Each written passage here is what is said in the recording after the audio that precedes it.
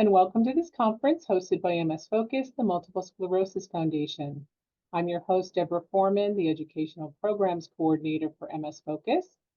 And today we have Dr. Thrower with us. He's going to be talking about doodads and devices, making life easier through technology. After his presentation, we'll open it up to all of your questions and comments. And so today I am delighted to introduce him. Dr. Thrower is the medical director of the Andrew C. Carlos MS Institute at the Shepherd Center in Atlanta. I know most of you know that. And he previously served as the medical director of the Holy Family MS Center in Spokane, Washington. Dr. Thrower is the senior medical advisor for the Multiple Sclerosis Foundation, and he enjoys contributing to their quarterly Focus magazine, in addition to many other things that he does for us. We're very pleased to have him join us today. And Dr. Thrower, I'm going to just turn it over to you. Thank you, Deborah, and thank you to everyone at MS Focus for all of the hard work that all you folks do. Thank you for the people who are joining in. So I like this topic, just talking about things out there, again, devices, pieces of equipment that might make your life easier. This is an interesting topic too, because you can never cover everything with this.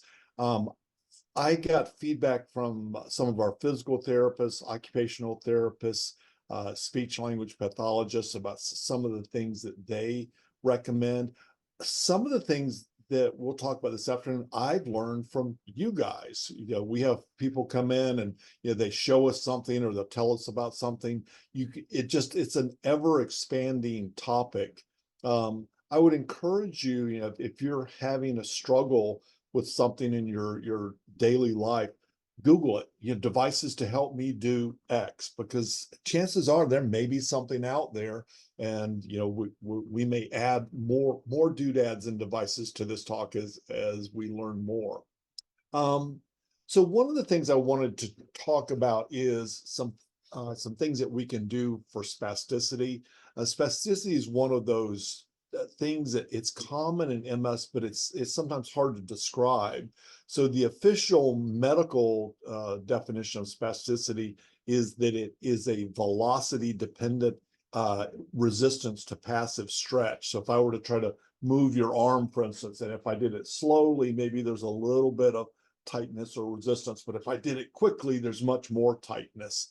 With spasticity sometimes comes spasms. We see an increase in the deep tendon reflexes. When we tap on your arm or your knee, you get these very exaggerated deep tendon reflexes. There can be clonus or bouncy legs or joints with this. And what tends to happen with spasticity is the arm tends to flex and the legs tend to extend. When we think about some of the devices for spasticity, realize that the device that we would talk about is not the first thing that we would necessarily go to in treating spasticity. Your first line of defense against spasticity is stretching, and more stretching. Then we kind of go to medications, things like baclofen, tizanidine, maybe medical cannabis. But this is something that we sometimes pull out of the bag of tricks, and that's intrathecal baclofen therapy. When we take baclofen by mouth, it is absorbed through the lower GI tract. A certain amount of it goes to the liver and is metabolized quickly. A certain amount crosses the blood-brain barrier and actually goes to the brain, which is not where we want baclofen working. The sedation that we sometimes see or drowsiness with baclofen is from the part that's in the brain. What this device does is it allows concentrated liquid baclofen to be delivered into the spinal fluid and essentially bathe the spinal cord in this concentrated liquid baclofen. The spinal cord is where baclofen should work at. So if you're dealing with spasticity or spasms or both that have not responded to some of those first line therapies like stretching or medications, this may be an option for you. Obviously, when you have something surgically implanted, which this device is, it's about that big. It's implanted on your side, and then there's tubing that will deliver the concentrated liquid baclofen into the spinal fluid. That's a big commitment to have a surgical surgery like this and a device implanted. So there is a trial that it can be done. You want to make sure that this device is going to do what you want it to do before you commit to that surgery. So that's one of the first kind of devices that we'll talk about. So foot drop is one of my favorite topics in MS because I think sometimes it's under-recognized. If you had to pick the two weakest muscles in the legs that we see with multiple sclerosis, it would be the ability to get your foot up off the ground. So those are your ankle dorsiflexors, and then also your hip flexors. So if you were just dealing with the weakness in the foot, what you would try to do to compensate is you would bring your knee up to clear the foot. People with MS typically can't do that because if the ankle dorsiflexors are weak, the hip flexors are probably going to be weak also. So what people end up doing is in this third bullet here, they end up circumducting the leg or swinging the leg out and around to clear the foot. That is not a normal way to walk. It is exhausting. It ends up decreasing your endurance. It puts more stress on your knee and your hip and your lower back. We love to get the physical therapists involved in people dealing with foot drop. And what they're going to traditionally prescribe for you is an ankle foot orthotic. So this is your typical ankle foot orthotic. These work really well for some people. Some people don't care for them. They don't like it maybe because it doesn't fit in the shoes you want it to fit in. It's very visible. You can't really hide it. It may be a little uncomfortable. So, if you're dealing with foot drop and you're working with physical therapy and they do prescribe one of these, be very honest. You're the consumer. If you try one of these and you say, yeah, it helps my foot drop, but I'm not going to wear this thing, then we need to look at some other options for you. There are some lighter weight devices called toe-off devices, just give you a little bit more flexibility and it's lighter. And then there's some over-the-counter devices. This is a really simple over-the-counter device called the Dorsy strap. If you have a little bit of foot drop, or maybe you only develop foot drop with prolonged walking, this might be appropriate. It doesn't give much lateral support. It is very inexpensive, pretty invisible, just laces into your shoes. So again, it could be appropriate for some folks. This is kind of the next step up called the Sabo device. I would say our physical therapists like this one quite a bit. It is super sturdy. So rather than sort of the cloth straps or strings, these are actually much sturdier cables that go into the eyelets of your shoes. Here on the front of the device is a tensioning knob, so you can adjust how much or little you're going to bring your foot up. These things are incredibly durable. They'll last years and years and years. And again, you don't need a prescription. These are over the counter for people dealing with foot drop. Then we get into the more high-tech devices, things like the Bioness device. This has evolved over the years. The original Bioness device had a little clip that went on your shoe. That was a radio telemetry device that sent the signal back up here to the knee unit to tell the nerve to work. They've gotten rid of that over the years, so this can be used if you're barefoot. What this does is it stimulates the nerve, the peroneal nerve at the knee that's going to make your foot come up. These can be wonderful in the right individual. They are not inexpensive. So just like we talked about with the intrathecal baclofen, this is something you're going to want to test out, take it for a spin and see if it works out for you before we start fighting with your insurance company to see if we can get them to pay for that device. This is a newer option. The Psionic neural sleeve came out a couple of years ago. This is what it looks like. It covers more muscle groups than the Bioness device does. And some of our individuals with MS have been very happy with these. One of the challenges that we have with the device is, we mentioned we would like for you to be able to try it try it out and maybe try it under the direction of a physical therapist. This device is actually custom fit to your leg. So you get measurements, it's made specifically for your leg size. So it's not really something that we can try before you buy it. The company does have good customer service. They will let you sort of pay for the device, and then if it doesn't work out for you, you can send it back and sort of not be committed to the full cost of the device. So bladder dysfunction in multiple sclerosis. Poor Forrest Gump, when he was meeting with President Kennedy, said, "I gotta pee." And for people with MS, one of the types of bladder dysfunction that we see is sort of this small overactive bladder. So when you got to go very quickly. Some people have a large underactive bladder that doesn't want to empty completely, and this can be a setup for urinary tract infections and even kidney issues if enough urine is retained and that back pressure is reflecting up to the kidneys. Either of these, the small overactive or the large underactive bladder, can be associated with something called detrusor sphincter dysynergia. This is a valve that doesn't want to open. So your bladder is squeezing, saying, gotta go, gotta go. The valve downstream is not opening. So you're sitting there going, okay, I know there's urine there, but nothing's coming out. And eventually maybe it relaxes and you're able to go. So there are some devices out there for bladder dysfunction. This is the Medtronic InterStim device. So this is also surgically implanted on your side. Very small wires that then tap into the nerves that are going to go to the bladder. And so basically, if you cannot get the signal from brain to spinal cord to bladder to tell the bladder to work, this is sort of taking the place of that normal electrical circuit and letting the bladder work again. It can be used for both bladder and bowel symptoms. I would say I've seen it used much more commonly for bladder issues.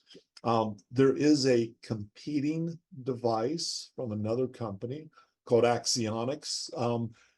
Speaking to the urologist, it doesn't seem like there's a big difference in the effectiveness of the Medtronic's device versus the Psionic device.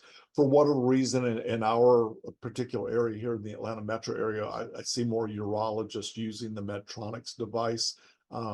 It may just be that was the first device out and there's just more of a comfort level. Both of these devices have a trial sort of procedure. Again, you would like to know for sure that this does what you want it to do before you have this surgically implanted. So there is a trial process that can be done. This is something for women who might be dealing with incontinence from their MS.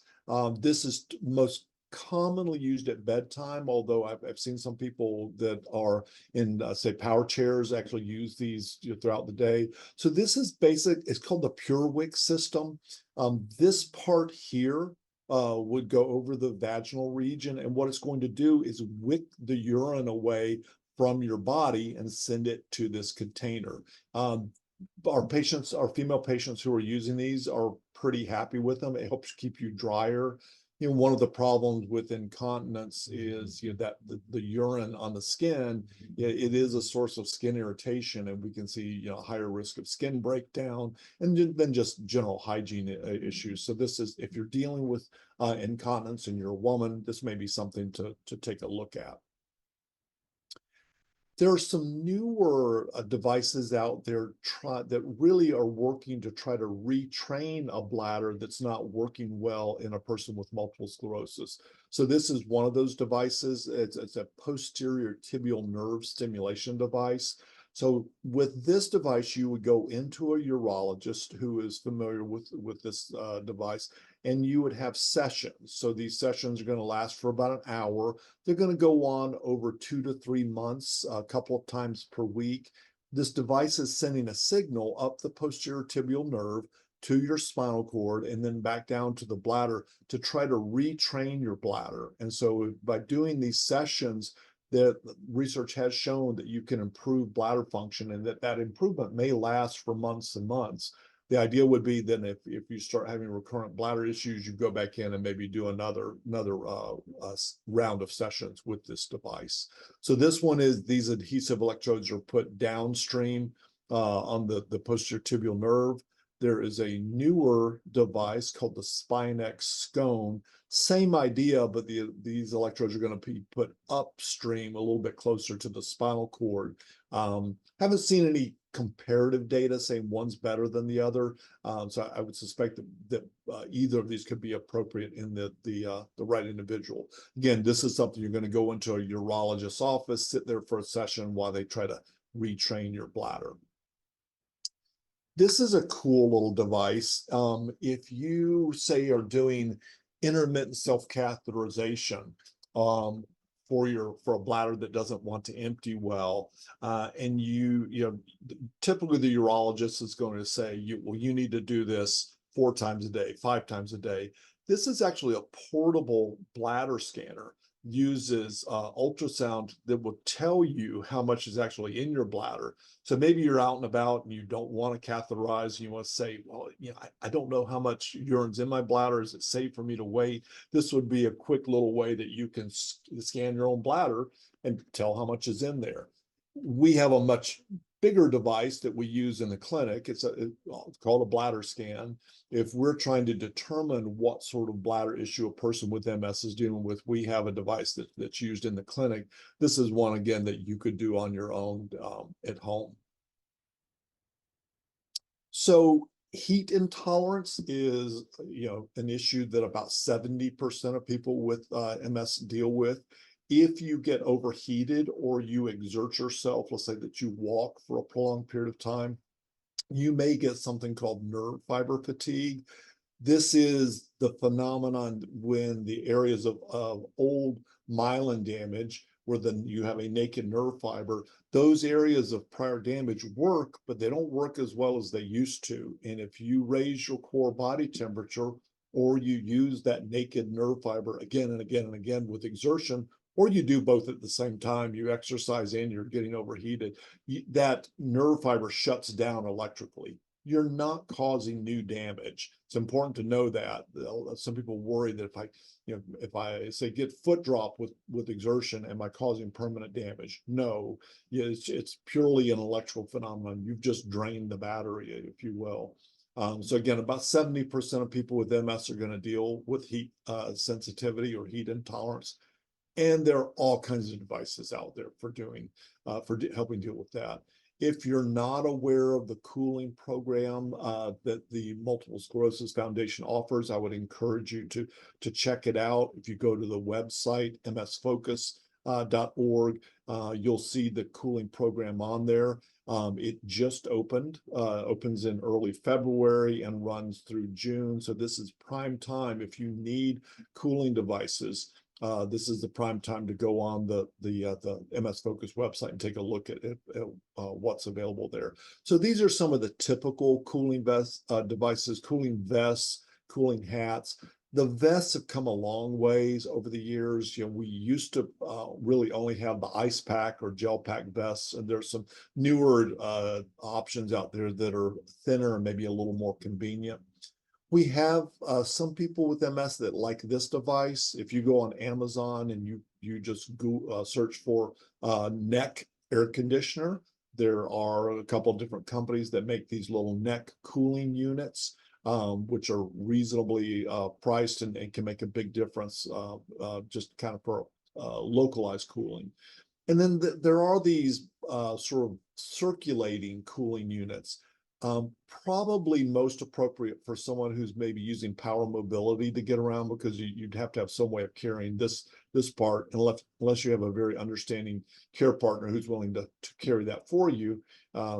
We've seen people in power chairs use these, and this actually circulates a coolant. The advantage of this over the traditional cooling vest is that this really doesn't have a time limit. That circulating coolant could go, you know, hours and hours and hours. You can use that all day. Whereas our typical cooling vests are probably only going to retain their cooling function for, you know, 3 hours or so. But again, with this, you do have that sort of the cooling unit that you have to deal with. So brought this up. So cold plunge therapy or cold water therapy. We've had several people with MS over the past year mention that they're using this, and it prompted us to look into it a little bit more. There is some science behind cold water therapy. And again, this is very preliminary, and I don't want to oversell it, but there is some science out there showing that there are anti-inflammatory effects. When we talk about chemical messengers in the immune system, those things are called cytokines. It's the way that the immune system, the cells in the immune system communicate with one another. There is data out there showing that some of these inflammatory cytokines do go down in response to cooling our body. And cold water therapy, when we say cold water, it is cold water. This is very, very, so instead of a hot tub, this is a cold tub. Some of these cold tubs are in the 40-degree Fahrenheit range. People are typically going in there for 8 to 10 minutes or so. I would say this is probably not for everyone with MS. We do have people with MS who have their spasms and spasticity act up when they get chilled. If you know that your spasms act up if you get cold, this is probably not something you want to do. Again, I would say something to keep a watch on. There are facilities that you can go to where you go into one of these cold tubs for a few minutes and they monitor you. We have had a couple of individuals with MS actually purchase these for home use. They felt that that some of their symptoms improved enough with cold water therapy that they purchased the units for home. They are not inexpensive. They're about $6,500 on average, but something to kind of put in your back pocket and keep a watch on. This came directly from one of our occupational therapists, and this is a little device that you can buy on Amazon. It's called the Vive vibrating massage ball. It's a little smaller than a tennis ball, and it has different settings, and it vibrates. It's meant to be used as a massager for back and neck.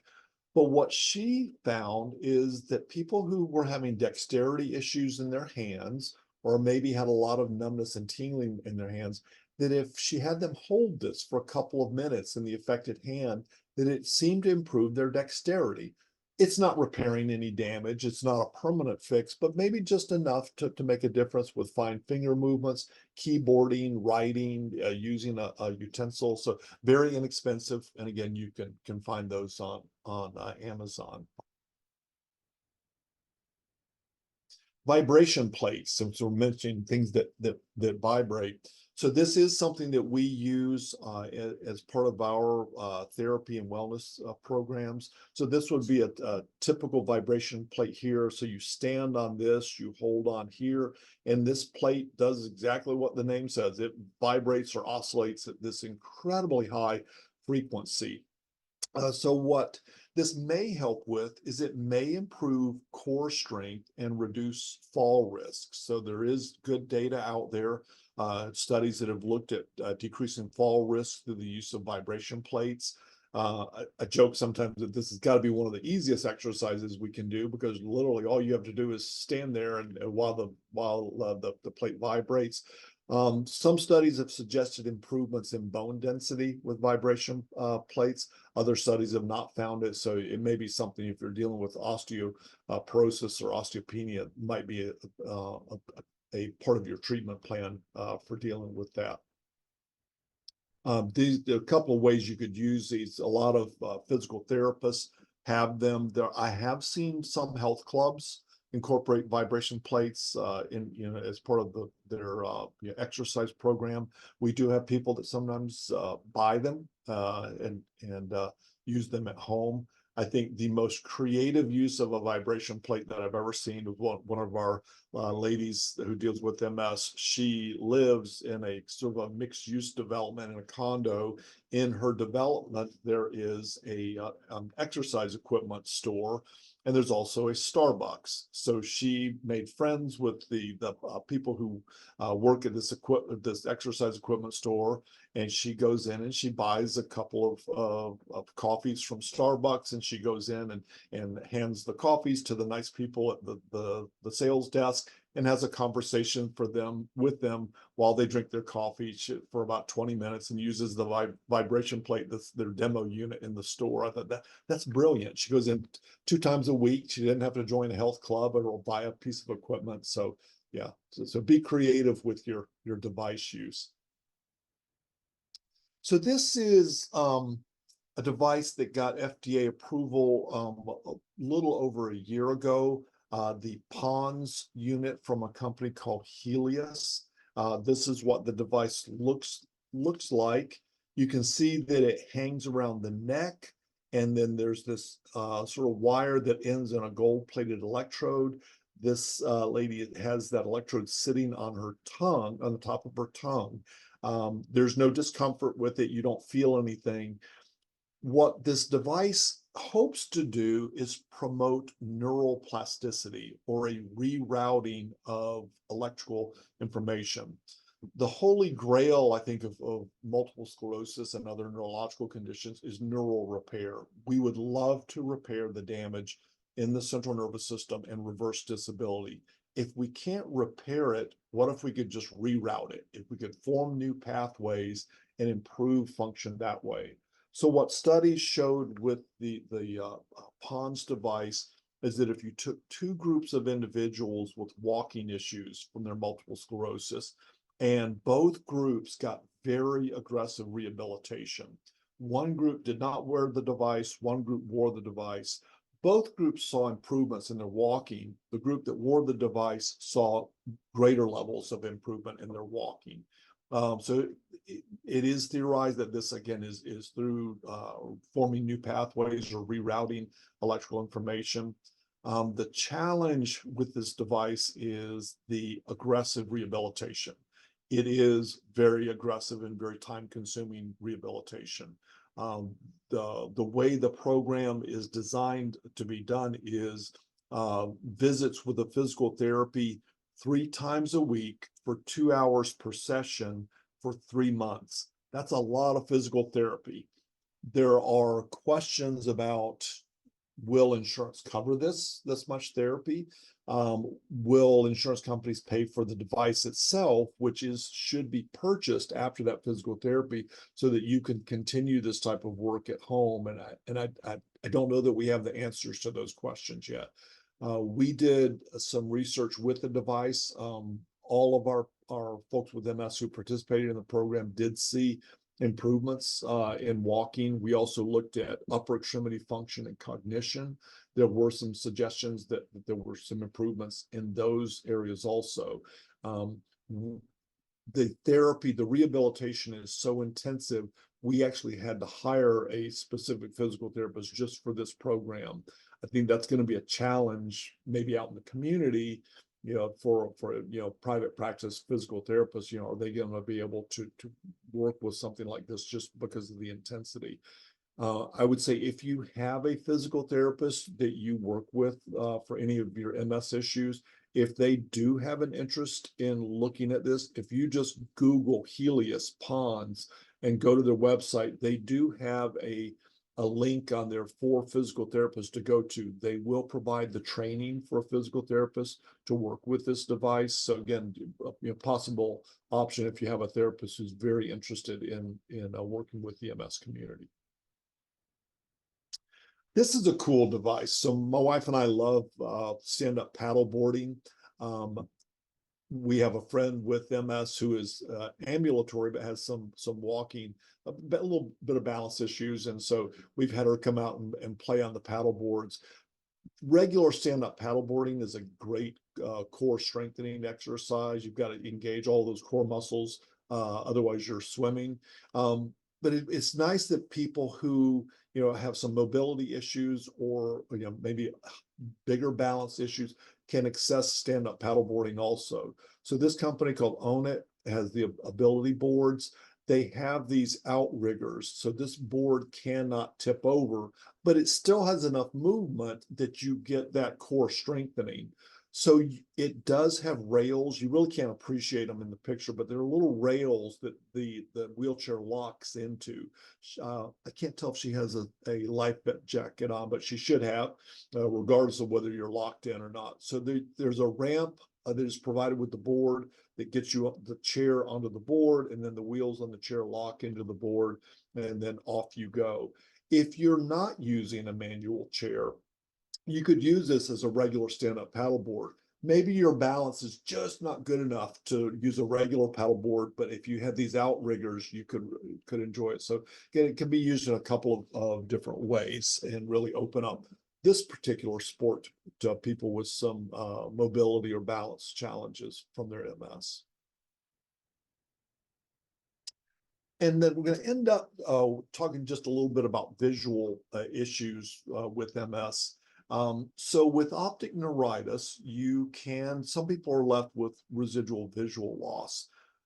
When we go to the eye doctor and they measure our visual acuity, they're usually doing it, with this eye chart here, either with a paper chart, or sometimes at the ophthalmology office, they actually have the little screen on the wall, and the screen is backlit.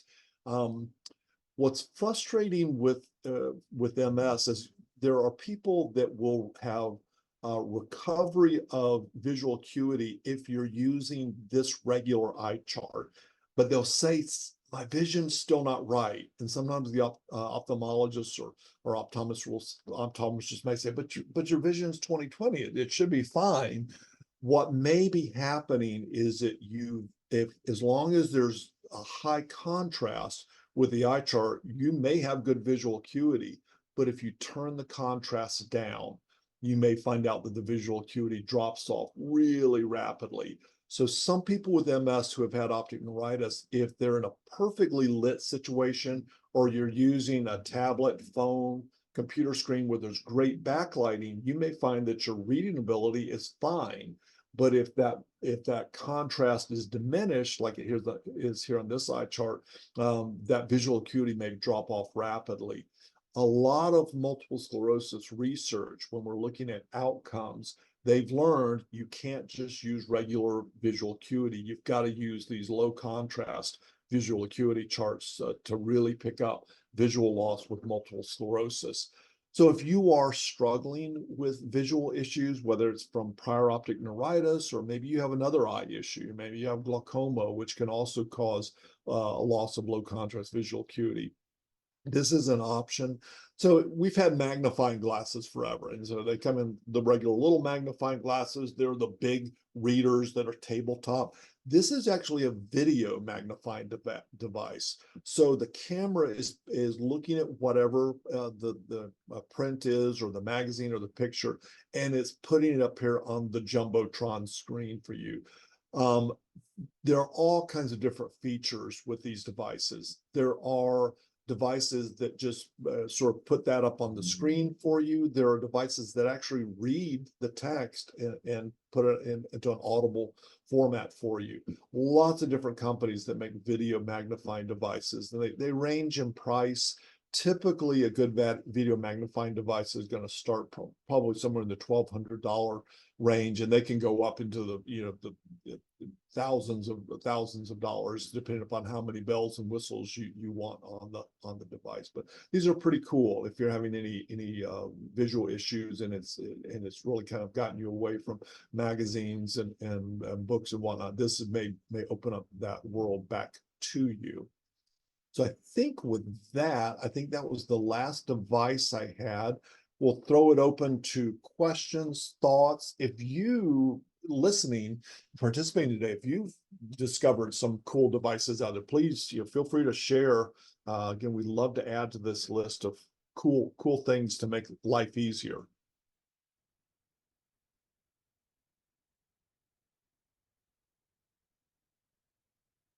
And we'll wait for Deborah to hop back on here.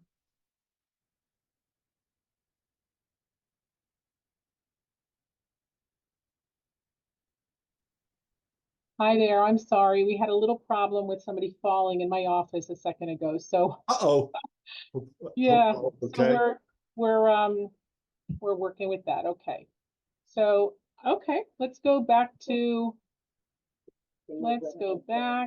on a second. Oh, we're still in the midst of all of that. Oh, can you sing a song, Dr. Thrower, in the There you meantime? go. So Can you do a tap dance? I will say happy Mardi Gras to everyone out there if you celebrate Mardi Gras.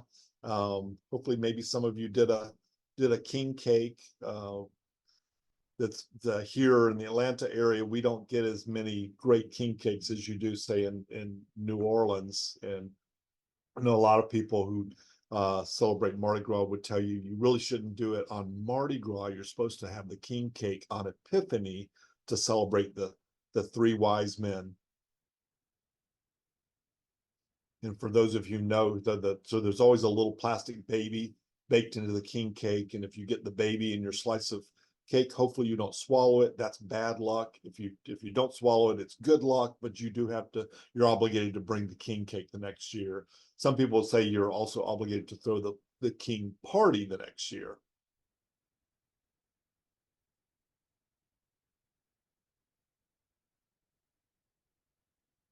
So we have any questions or Deborah or comments? Thank you. Okay, so we do have some questions here. Hold on. You never know what's going to happen in the world, huh? Always an adventure. Oh, you're right. Always an adventure. Okay. Fabia, I believe. What's happening? But we had a little problem in my office. Someone fell, and so they are now out of my office, and I can work on this. But I wanted to tell the people who haven't been with us before how they can go ahead and ask questions, just in case you don't know how. So if you have a question or a comment, you can just ask it using the Q&A button in the app, which also allows you to send your question anonymously if you choose, and a lot of people like to do that. You can also ask your question live by clicking the raise hand button or by pressing *9 if you're on the phone. I'll call on you, and then of course you'll have to unmute yourself. So let's go to the questions themselves. Let's see.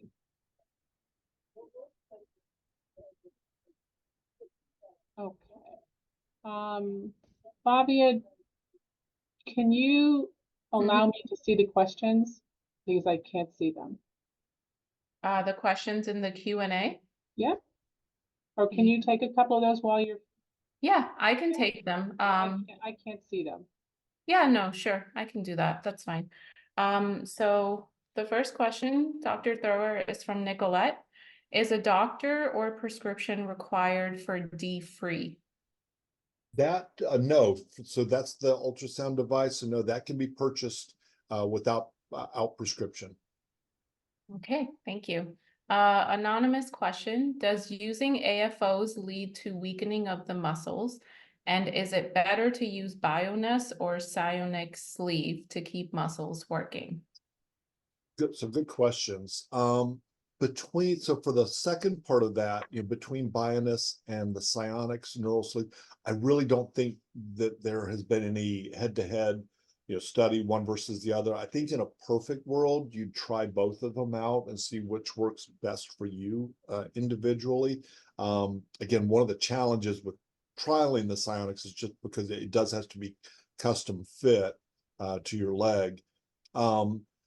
So if you use an ankle foot orthotic, in theory, you could promote more weakness or loss of range of motion. So I think to combat the loss of range of motion, we would want to balance your AFO use with just some good stretching exercises so that you're not losing any range of motion at that foot. It's a trade-off. If on one hand, if you have an untreated foot drop, there's a good chance you're becoming less active. You're afraid of falling. Your endurance is poor because you're dragging that foot. You're circumducting the leg. So there are a lot of negatives to not treating your ankle, your foot drop. I think the increased activity, being able to get out and about more. I think the benefits of using an ankle foot orthotic, if that's appropriate for you, probably outweigh, maybe some of the loss of strength or loss of range of motion that we might see. That's where a physical therapist can really help guide, you and us, as neurologists, in what is that going to be? Is the AFO going to be the most appropriate device for you? Thank you. There's another question in the chat. Is cryotherapy efficacy feedback similar to cold tubs? Yeah, so I think, I've been aware of cryotherapy. These are the facilities you go in and you sit or stand in this kind of cold chamber for a bit. I've been aware of that for longer than I've been aware of the cold water therapy. And in theory, you would think it should do the same thing. And this is purely anecdotal for me. I have no scientific basis in this. I don't know why I haven't heard as many positives from people with MS with the cryotherapy as I have the cold plunge therapy. And it may be just pure selection bias that, or just, luck of the draw, but it seems like I'm hearing more people say that they're getting some symptomatic benefit from the cold water therapy versus the cryotherapy, for whatever that's worth. Thank you, Dr. Thrower. Bobby, I got it from here. Thank you Okay. very much. You're welcome. So Nicolette wants to know, is there a prescription or a doctor required for PureWick? No, so that one is also one that you can just purchase on your own. Okay, and Elizabeth I would said, say I'll throw it, so even, with some of these devices, if there's not a prescription required, depending upon what your income tax, issue is, or if you're using a health savings account, sometimes there's still an advantage to getting a prescription, just especially if it's coming out of your health savings account.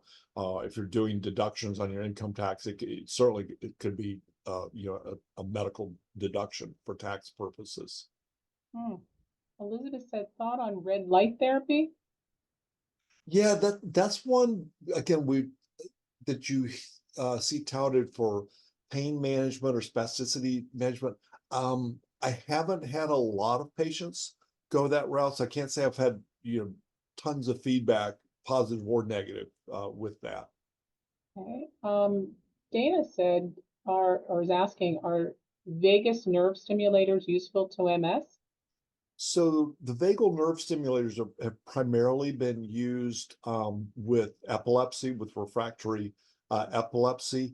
Not so much in the MS world yet.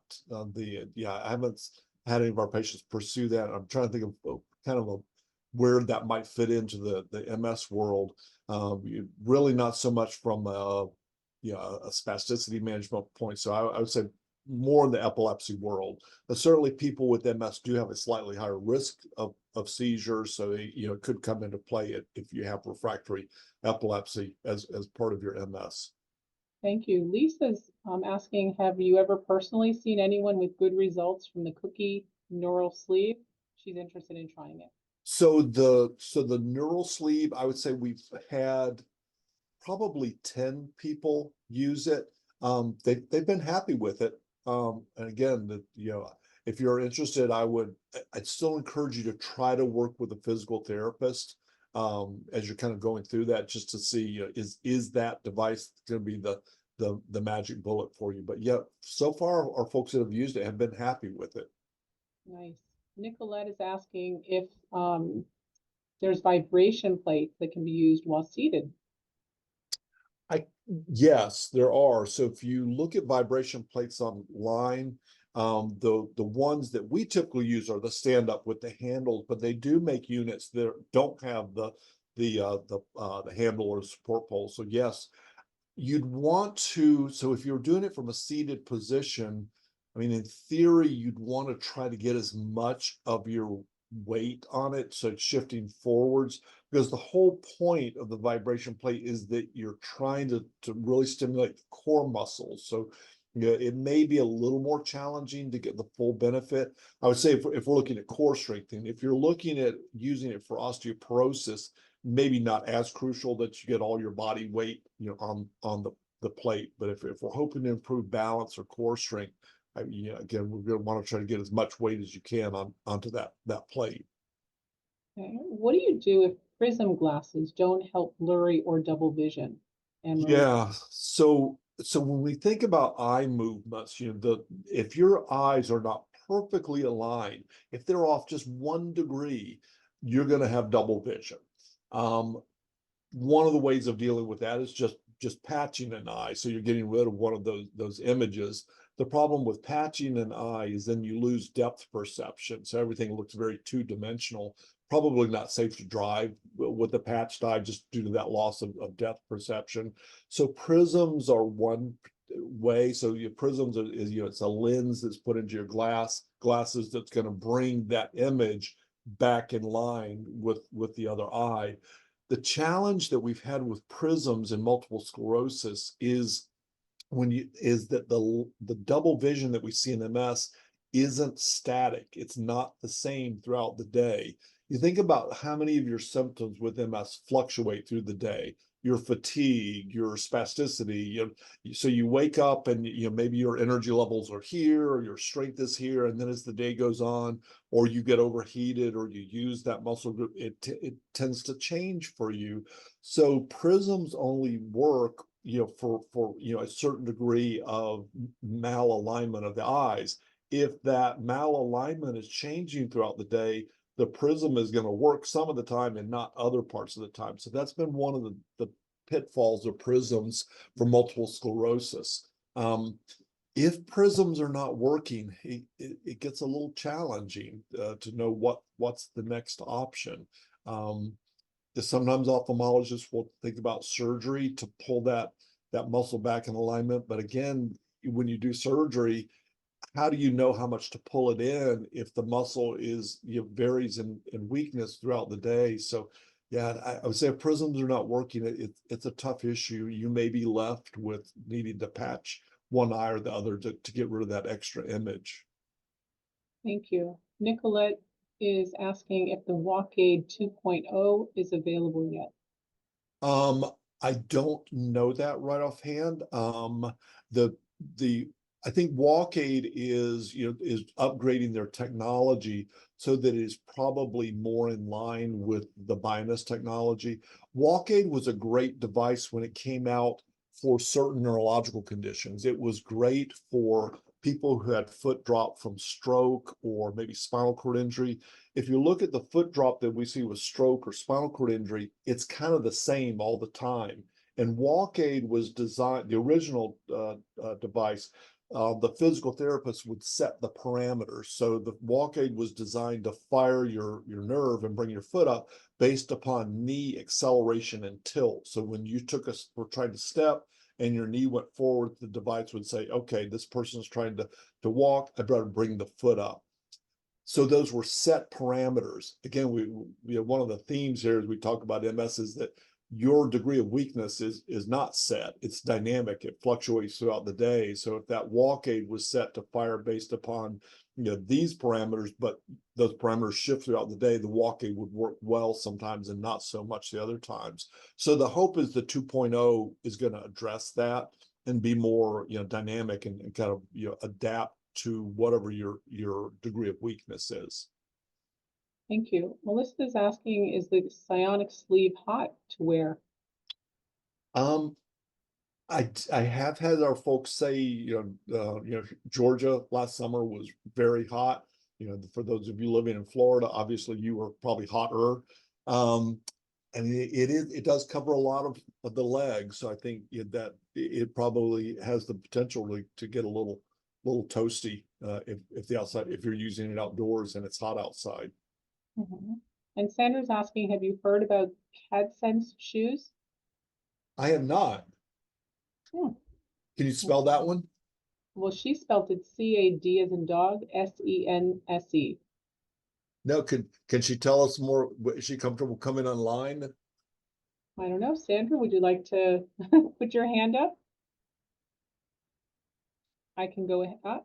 We do have somebody. Let's see if Sandra's one of them. Yes, she is.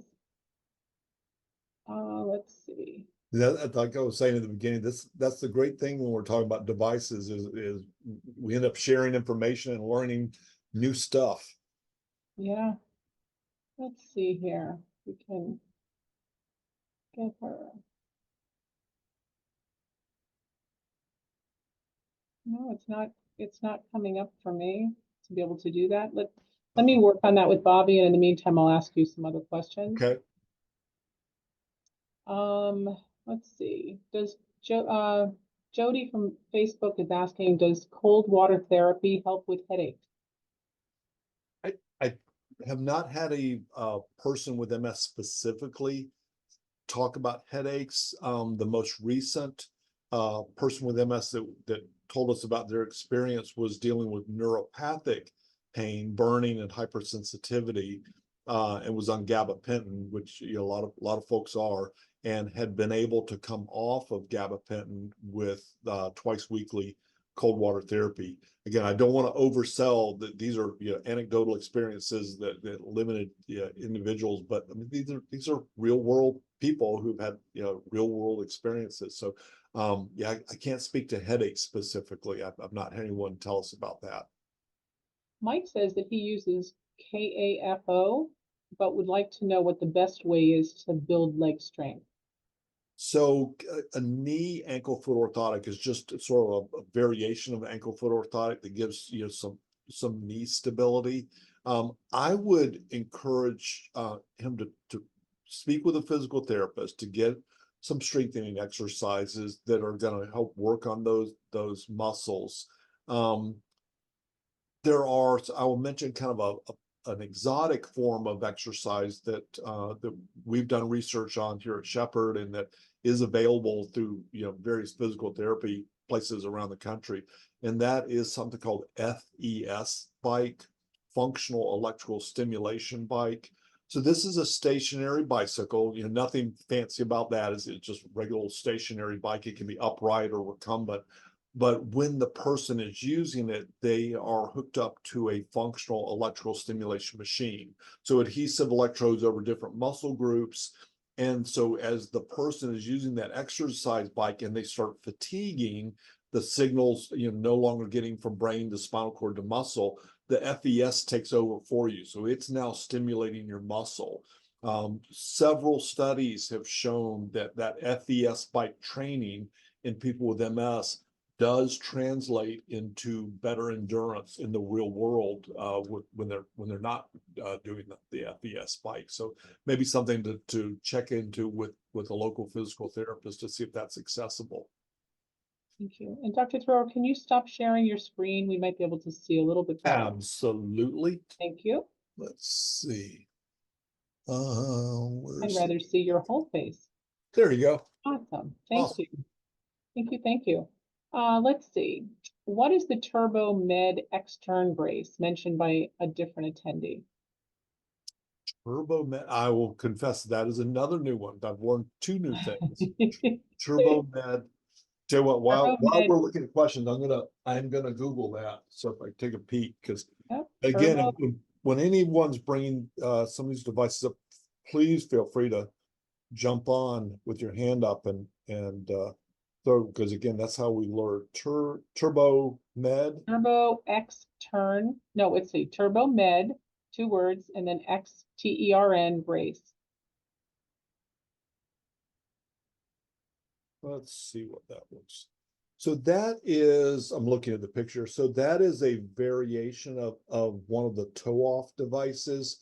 So again, it's a lighter weight version of an ankle foot orthotic. Again, it just doesn't have as much bulk. It's still going to keep your foot from dragging. It just has a lot less plastic and hardware.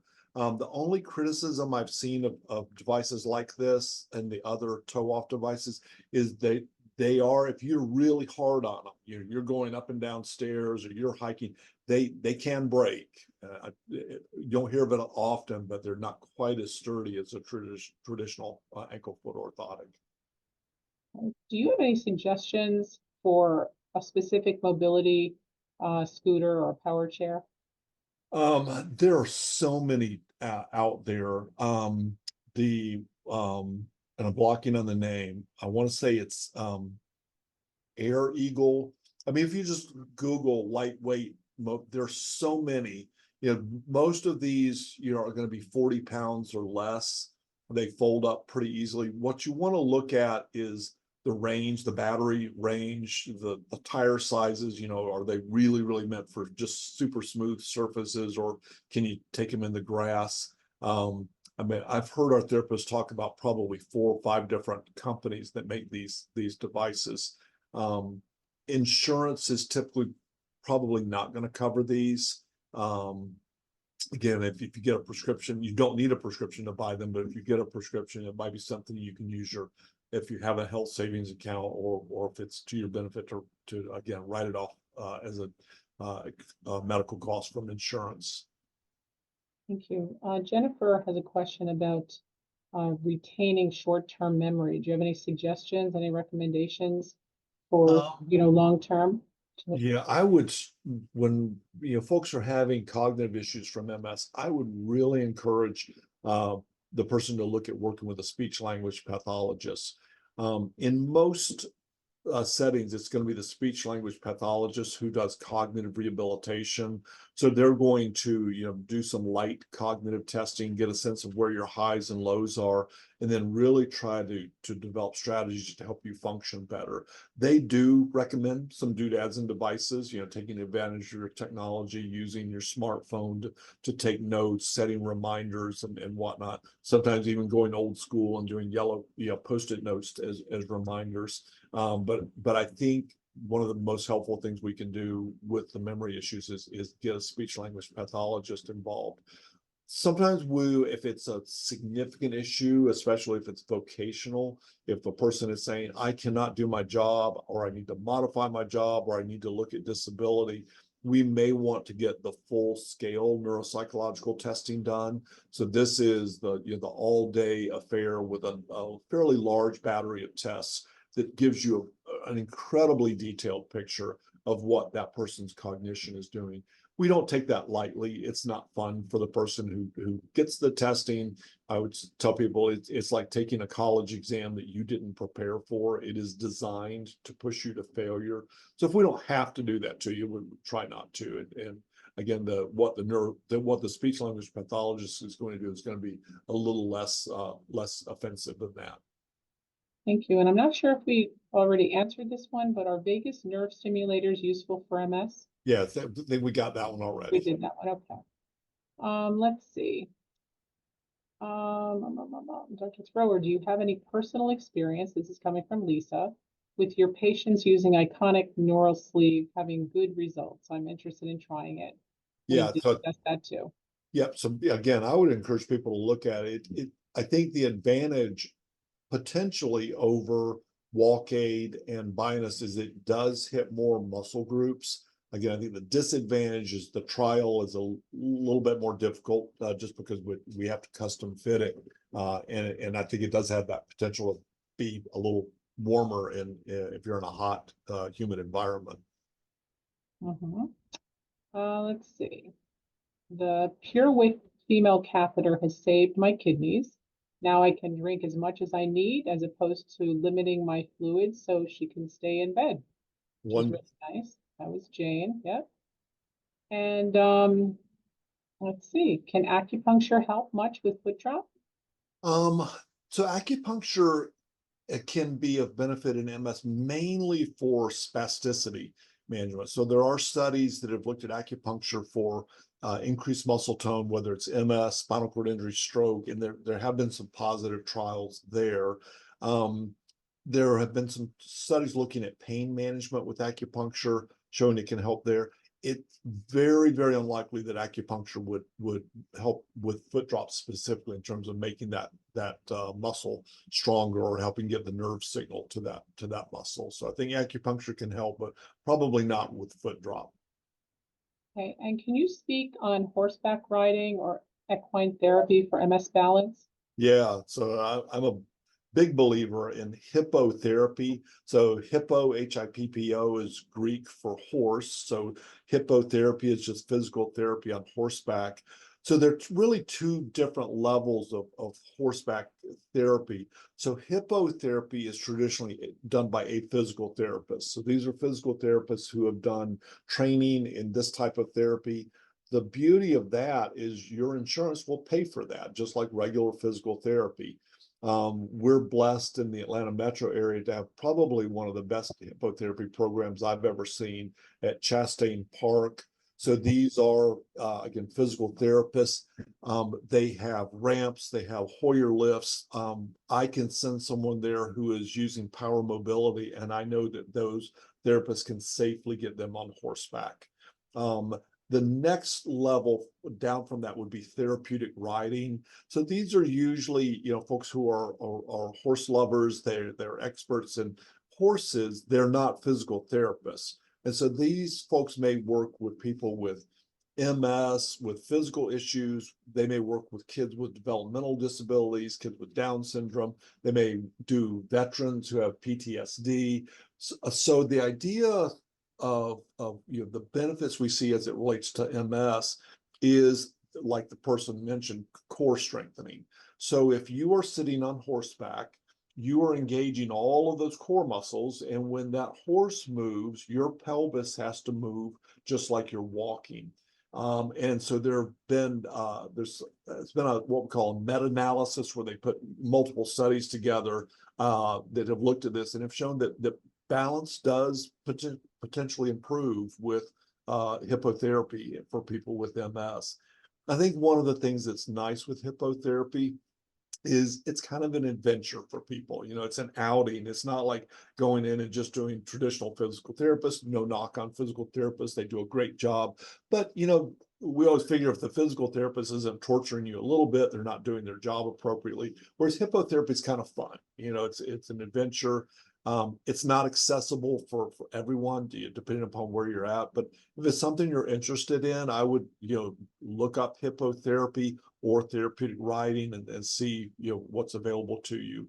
If you're doing the therapeutic riding, where it's not a physical therapist, I would get some sense of what their abilities are. Can they work with someone who is in a manual chair? Can they work with someone who's in a power chair? What's their safety record? Have they had any injuries there? So just make sure that you know what you're getting into. Thank you. We have time for one more question, although we have quite a few, so I'm hoping people will remember those questions and ask you next time you have your Q&A. But let's see, for people with MS, nope. There was one about bowels, and I wanted to be able to get to that. Let's see. I have been diagnosed with IBS by many gastro docs. None of them have connected it to my MS. What do you think? Regular diarrhea? And then they wrote back and said they were surprised to hear that there's a bowel device. Yeah. So a lot of people with MS have bowel issues. And what we see most commonly is kind of this pendulum effect, where people are constipated, and then they overcompensate and they have, loose, uncontrollable stools. And so separating that out from irritable bowel syndrome is not always the easiest. Typically with irritable bowel syndrome, it is a little bit more either the loose, uncontrollable stool end of irritable bowel syndrome, or it's the constipated version of irritable bowel. And there isn't usually this kind of pendulum swing one versus the other. So that may be one way of separating out irritable bowel versus bowel symptoms from MS. If you're working with a comprehensive MS center, a lot of centers do have bowel and bladder teams where they put together an occupational therapist, urologist, gastroenterologist, all of these people who are experts in dealing with bowel and bladder issues with MS, and that can be an option to help sort those things out. The InterStim device or Psionic device, I mean, again, whereas they are used more commonly for bladder, they can be useful in bowel dysfunction also. Thank you. That's good information. So apparently that brings us to the end of our time. Thank you, everybody, for being with us today. If you've missed any part of this, and this is an answer to some people who asked if this is recorded, and yes, it is. We record this and it will be available through the MS Focus Facebook and YouTube channels in probably about 2 weeks, and it'll stay there for years. And so you'll be able to rewatch it over and over. Please reply to your registration email for information on how to access the recordings, or just sign up for our newsletter, and this way you can learn about all the upcoming events.